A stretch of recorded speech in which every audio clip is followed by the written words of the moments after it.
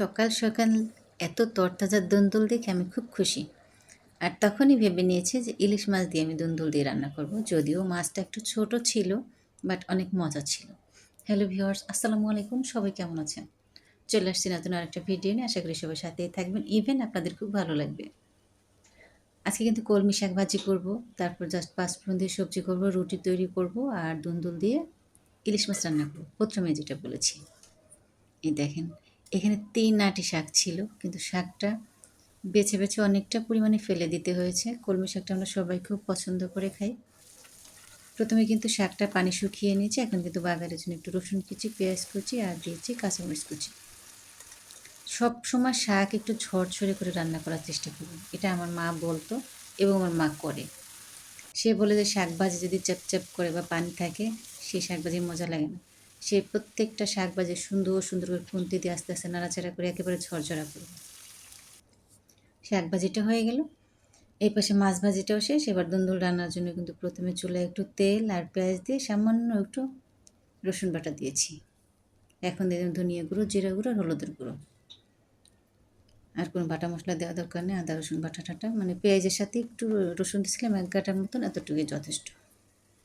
মশলাটা ওই পাশে কষানো, কে পাশে আমি আটাটা সিদ্ধ করে নিই। তাহলে হবে কি জানেন, মানে রান্না করতে করতে আমি আটাটা কাই তৈরি করে একেবারে রুটি রেডি করে রাখতে পারবো, যেন আমার একটা চুলাও বন্ধ না যায়। কারণ সকালবেলা সময়ের সাথে আমি একেবারেই পেরে উঠি না, যতই চেষ্টা করি সে আমার আগেই চলে যায়।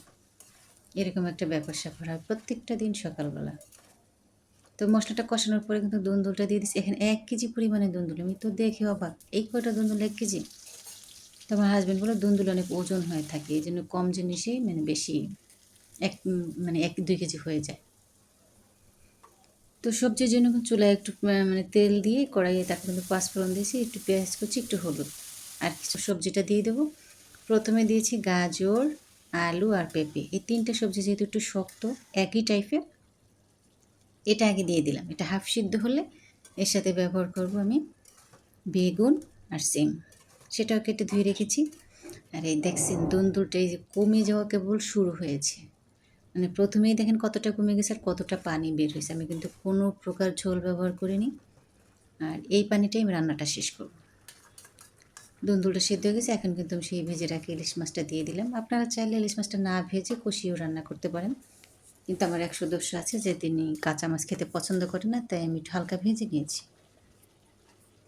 তো এই সবজিটা যখন হাফ সিদ্ধ হয়ে গেছে 50%, এখন কিন্তু আমি যে বেগুন আর সিমটা দিয়ে দিলাম। খুব তাড়াতাড়ি রান্না হয়ে যাচ্ছে, কারণ ২ পাশের চুলায় দিয়েছি। এই যে ঝোলটা চেখে দিয়েছে, দুন্দুলটা একটু ঝাল কম দেবেন একটু, এটারও বেসিক্যালি সবজিটা একটু মিষ্টি মিষ্টি।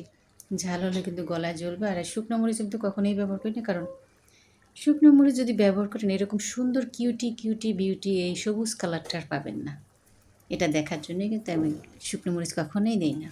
দেখেন কতটা সুন্দর হয়েছে না, মাশাআল্লাহ, দেখলেই মনটা ভরে যাচ্ছে। তো কথা বলতে বলতে কিন্তু আমি একেবারে রান্নার শেষ প্রান্তে চলে আসছি। সবজিটা হয়ে গেল, দুন্দুলটা হয়ে গেলে রুটি তৈরি করব।